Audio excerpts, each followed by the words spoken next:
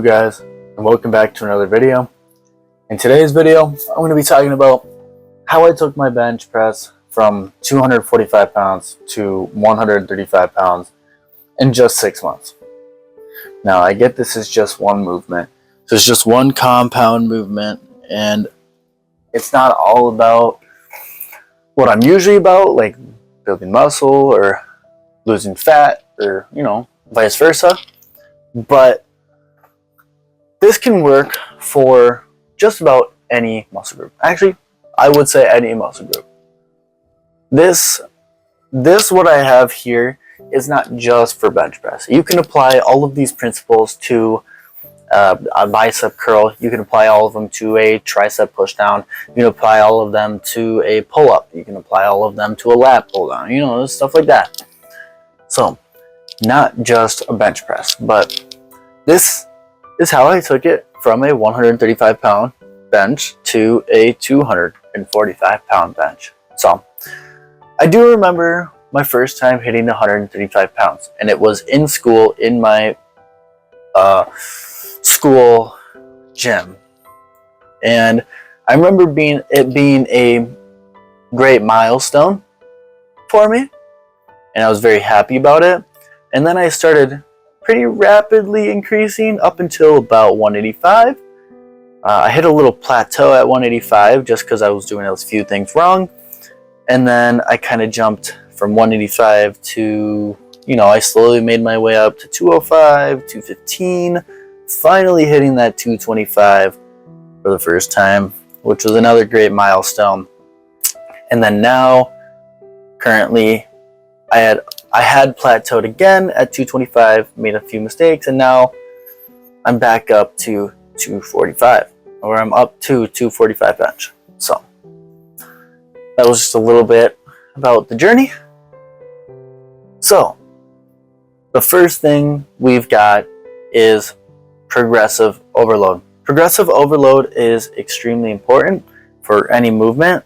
Obviously, bench press, as I explained in the beginning of the video, it can be used with any movement. But progressive overload is extremely important. You want to make sure you are adding a set, rep, or weight to each workout. Well, each week, I should say. Now, you shouldn't really be doing bench press twice a week. Not really. You can do a variation of bench, but I would say stay away from compound movements twice a week-ish, sort of. But progressive overload, very important. So if I have a basic overview of progressive overload is if I have bench press on a Monday, I'm going to do 135 pounds for 6 reps for 3 sets.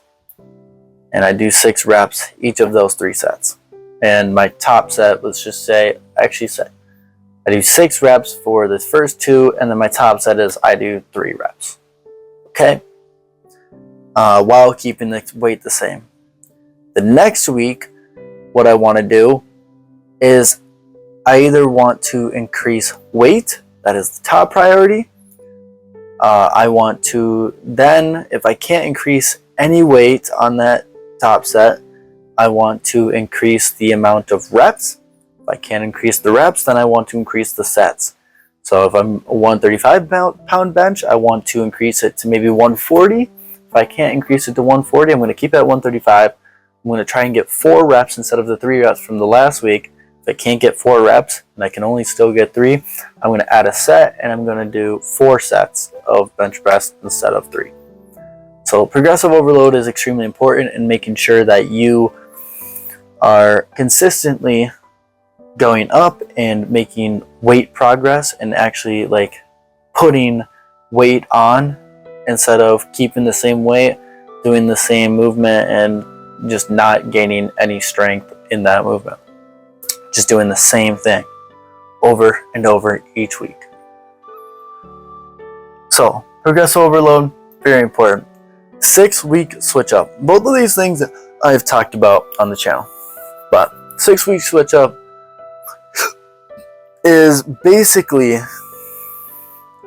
you want to switch your workouts every 6-ish weeks. I usually do 6 weeks. I know people do 8 weeks, but I've explained this before. Your muscles get used to a certain movement, so you have to switch it up. Now, what do you switch it to? If I'm doing bench press, maybe I'll switch it to an incline press.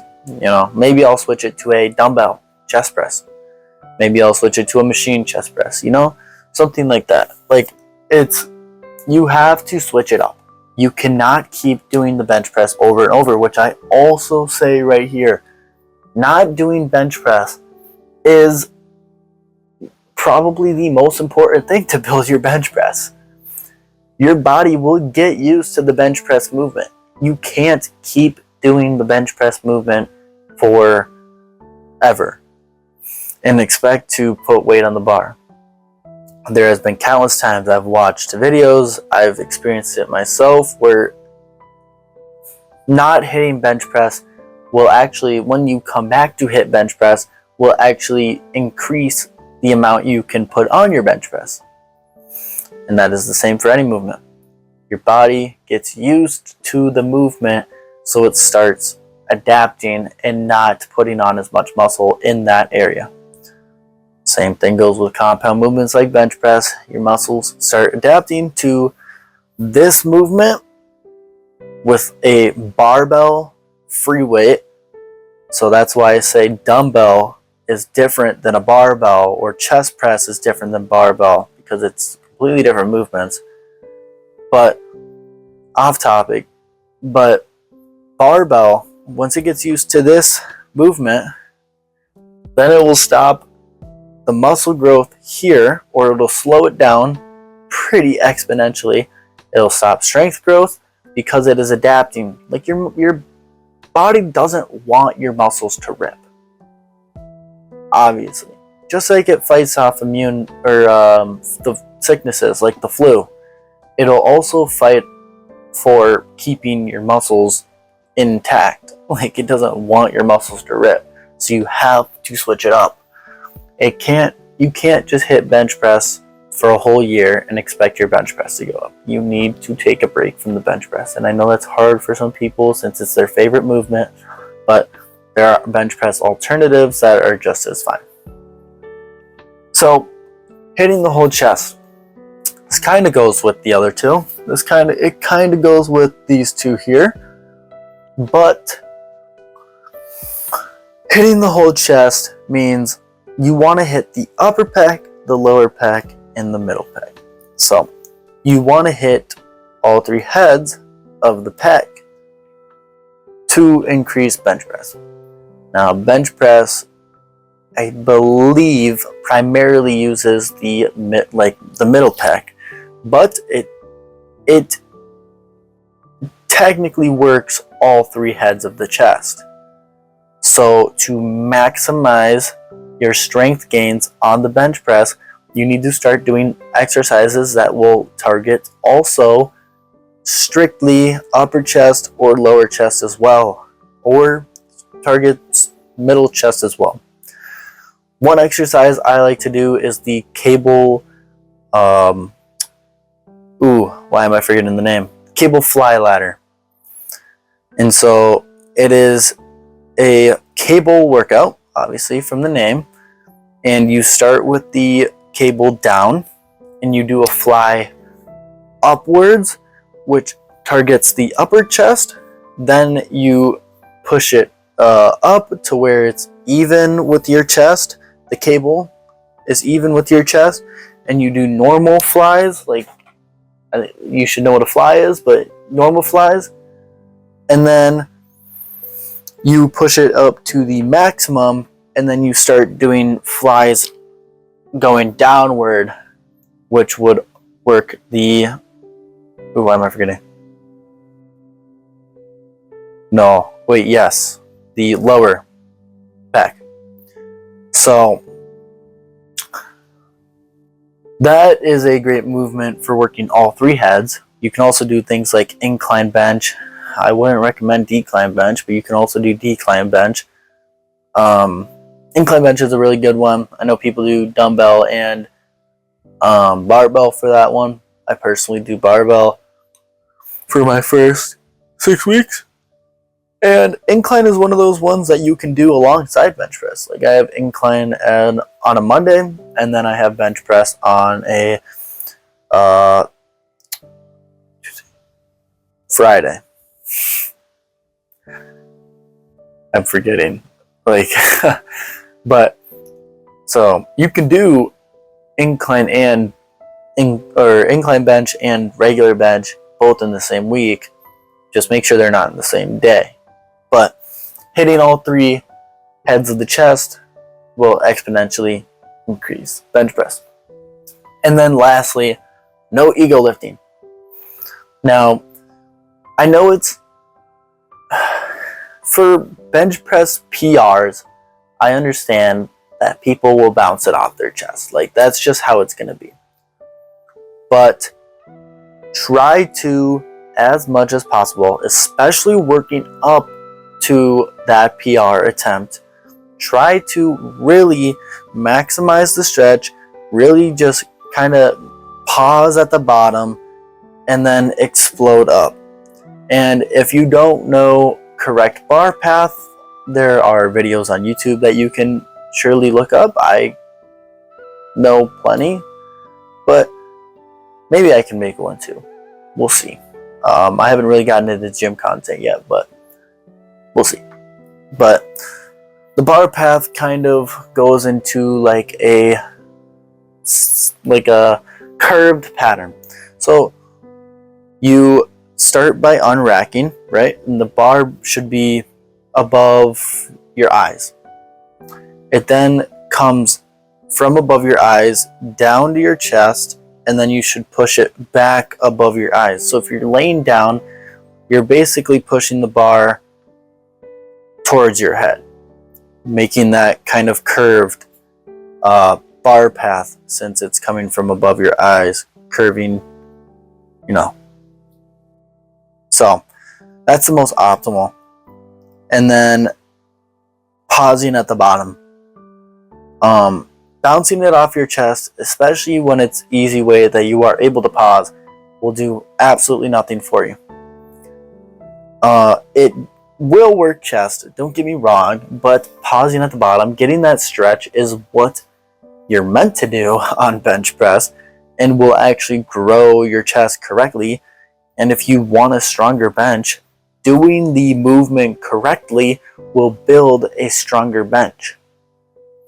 Doing a paused bench and holding the weight there and being able to push it back up will increase your strength on the bench press, because you're not getting all of the momentum from the bounce.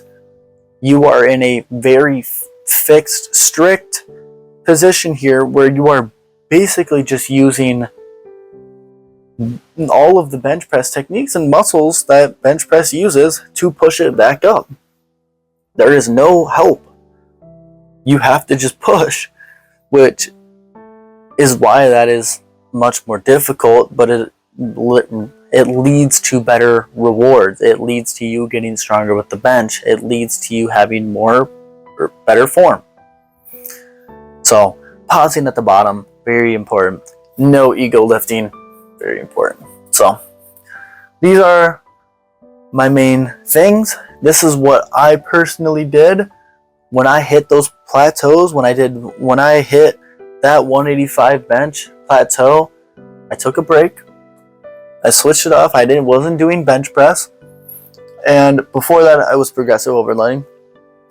But I would do other movements that would hit the whole chest, like the cable crossover ladder, and then I wouldn't ego lift the bench. So these two up here kind of apply when you are hitting, well, I guess all 3 of these apply when you are actually hitting the bench press, but these 3 apply when you are not. So, like I said, every one of these things can be used for other exercises. This all works for a bicep curl as well. And I know I use the bicep curl as an example a lot, but that is a very common and good movement to use it as an example. Progressive overload, you can still progressive overload bicep curls. 6-week switch up, you can switch a bicep curl to a seated curl, or you can do single arm strict curls where your elbows are in your leg and you're like you just don't move your arm.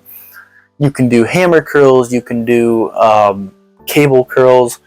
There are so many different options. So 6-week switch up, not doing the bicep curl, so kind of goes with the 6-week switch up. You can't just do dumbbell bicep curls forever and expect to like actually progress with bicep curls.